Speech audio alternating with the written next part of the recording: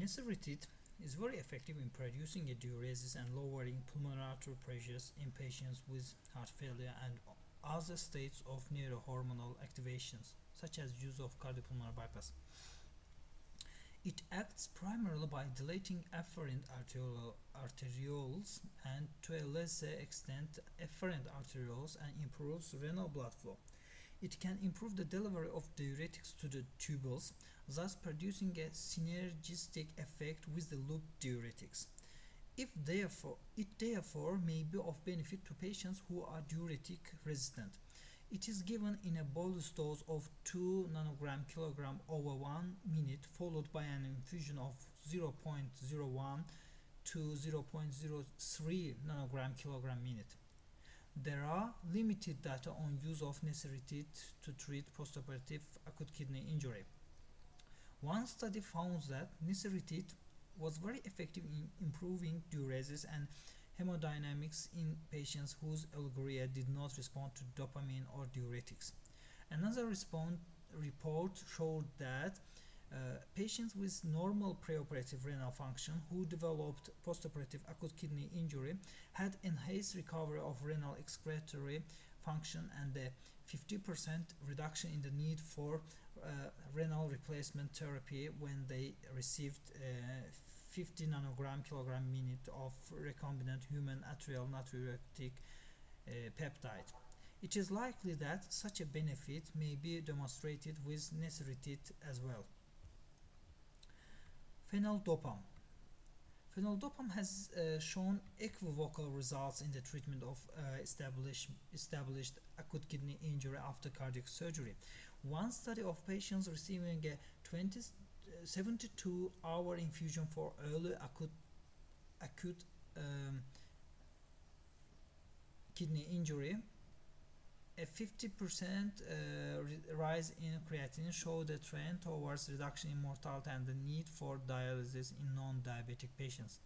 Another study using a 48-hour infusion of 0.1 nanogram kilogram minute in similar patients found that it mitigated the progression of oliguria and increase in serum creatinine and reduced the need for renal replacement therapy. A meta-analysis of phenaldopam studies in postoperative acute kidney injury confirmed the latter findings. Another study comparing dopamine and phenaldopam in patients with early postoperative renal dysfunction found that phenaldopam was more effective in reversing renal hypoperfusion and improving creatinine levels, although urine output did not differ. Use of renal dose dopamine for postoperative oliguric renal failure has not been shown to influence the duration of acute kidney injury, the need for dialysis, or survival once acute kidney injury has developed. Also, it can produce a diuresis in patients with normal renal function. Higher doses are required in patients with moderate renal dysfunction to improve renal blood flow. Even if it does improve urine output, that may be its only benefit.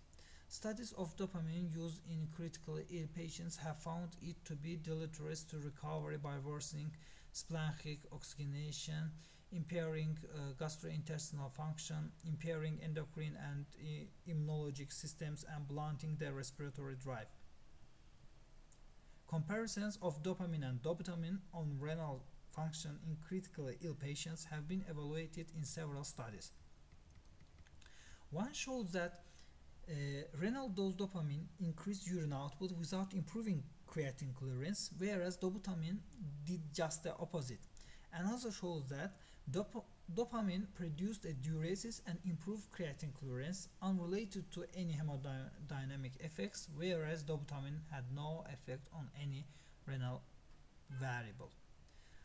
Note: Mannitol is an osmotic diuretic that is frequently used during surgery to increase serum osmolality during hemodilation to minimize tissue edema. It improves renal tubular flow, reduces tubular cell swelling, and also improves urine output. Nonetheless, it is best avoided in the postoperative period because its oncotic effect mobilizes fluid into the intravascular space. This could theoretically lead to pulmonary edema if fluid overload is present and urine output doesn't improve. In fact, a significant increase in serum osmolality can cause renal vasoconstriction and induce renal failure. Management of established renal failure. Once oliguric renal failure is established, treatment should be directed towards optimizing hemodynamics while minimizing excessive fluid administration, providing appropriate nutrition, and initiating early renal replacement therapy to hopefully reduce morbidity and improve survival. The blood pressure should be maintained at a higher level than usual in hypertensive patients whose kidneys may require higher perfusion pressures. Second, restrict fluids with milliliter of fluid replacement, input output, plus 500 milliliter dextrose, 0.2% normal saline day. Daily weights are helpful in assessing changes in day-to-day fluid status, but must also take into consideration the influence of nutritional status on body mass. Monitor electrolytes and blood glucose. Avoid potassium supplements and medications that increase potassium levels. Beta blockers, ACE inhibitors. Correct hyperkalemia as described on page 616 and 617. Hyponatremia should be treated with fluid restriction.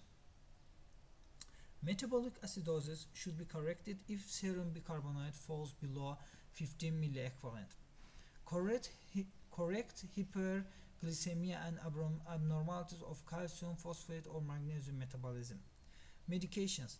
Eliminate drugs that impair renal perfusion or are nephrotoxic.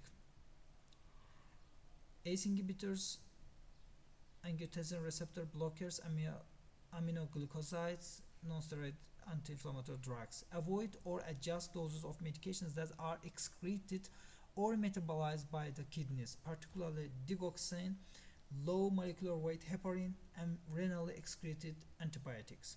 Give antacid medications, proton pump inhibitors to minimize the risk of gastrointestinal bleeding, but avoid magnesium-containing antacids and laxatives.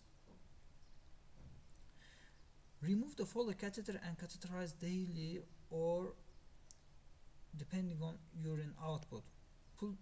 Culture the urine. Improve the patient's nutritional state with enteral nutritional if possible.